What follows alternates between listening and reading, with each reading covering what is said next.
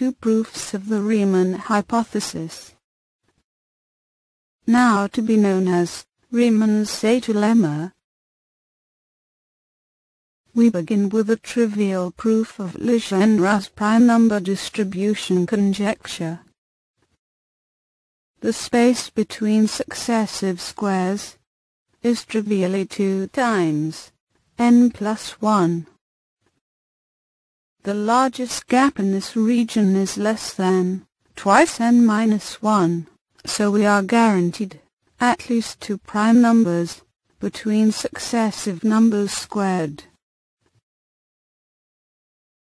Define psi of m to be the worst error between the prime counting function and the backbone at Rn x prime squared.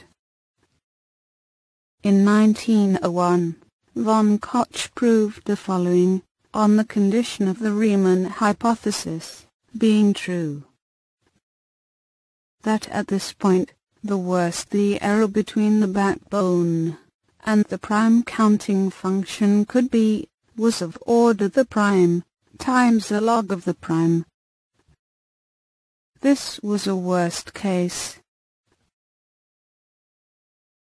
That is, what was the most pi of x could vary from the backbone, while being certain the zeros of Riemann's zeta function had real parts uniformly equaling 1/2. The above proof of Legendre's prime lemma settles this unconditionally.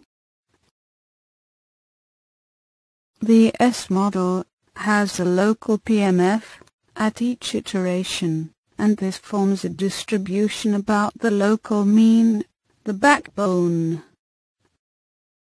By the above proof, the absolute worst error is our psi at our current prime is at most our current prime.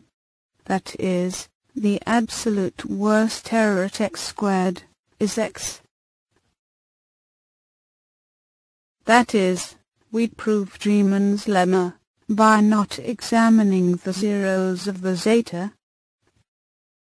Instead, we showed constructively there is a worst error in our psi, and used von Koch's theorem to tie back to the zeros of the zeta.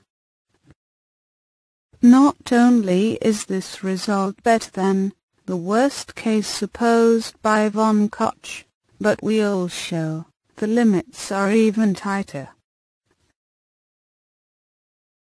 The second proof starts with examining the maximum tuple sums.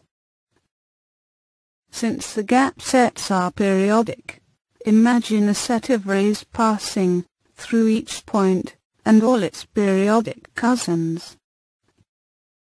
Each ray will have a slope of exactly the local mean.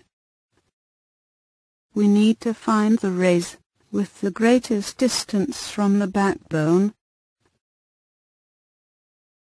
Here we plot Z30 or S3. Notice its periodic nature. We used open office and simple linear fits here.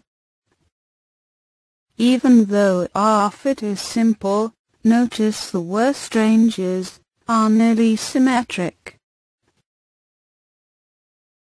We begin with the densest gap in any set is at most twice the current prime minus 1. The densest gap pair is at most twice the next prime minus 1. The densest gap triple is at most twice the next prime minus 1, and so on, all due to the composite killing machine. Now we invoke the B form of Chebyshev, which says, at the scale of the square, the gaps appear uniform to each other. That is, the upper ray is at most bounded by the existing primes, and, at least around the square, we can approximate this by our max of n is a current prime minus 1 plus n times the local mean, all times 2. But since the B form works at the square, and because of the PNT, we use half gaps to get the final form. Remembering the backbone, the expected counter 10 is 1 plus n times the local mean. So the worst things can get is our current prime. This means when r prime is RPM, our local prime counting function passes through a corridor between the current prime squared and the next prime squared, with an error from the backbone of at most less than or equal to a current prime. This is in perfect agreement with the previous result. But now we have a bigger picture. When we count tuples, we're asking how many gaps fill a span. What we really want to ask is, given a span, what is the count? To answer this, we reorient how we read our charts. Instead of using the normal from the axis, we use the normal from the backbone. Remember our S3 plot of sums of all possible gap combinations. Instead of reading our ranges this way, we need to do it this way. That is, our worst error along the primes is actually our current prime divided by the log of the current prime. Or said in its most beautiful form, the worst error at the next prime squared is a current index. This is when the computer voice says, wow. It is when we plot the above that we see this beautiful truth spelled out.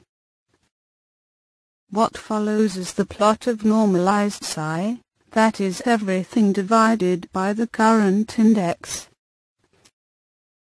This should range between -1 and 1.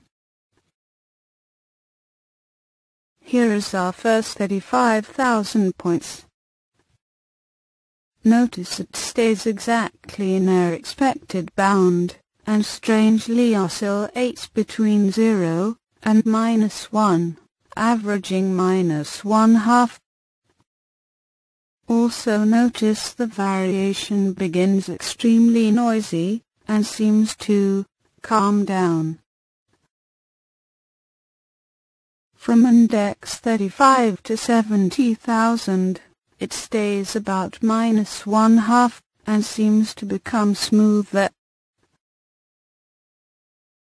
From index 105 to 140,000, it stays about -1/2, and is definitely becoming smooth. Notice the furthest excursion from -1/2 is rarely bigger than -0.2, or less than -0.8. From index 175 to 210,000, it stays about -1/2, and is definitely becoming smooth. From index 245 to 280,000, it stays about -1/2, and is definitely becoming smooth. From index 350 to 385,000, it stays about -1/2, and is definitely becoming smooth.